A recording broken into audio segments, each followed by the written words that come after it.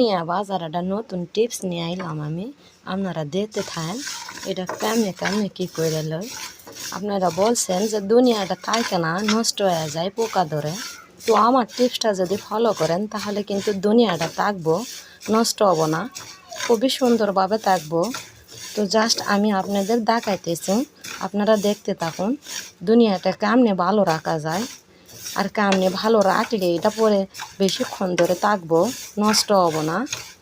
যে কোনো মশলা এটা দিতে পারবা আচারে, এটা একদম নষ্ট হয় না, খুবই ভালো।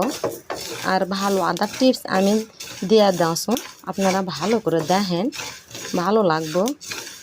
খুবই মজার একটা টিপস, যেটা হচ্ছে যে অনেক ভালো লাগে। আমি তো কইলাম যে আমার ওইটা খুবই ভালো লাগবো।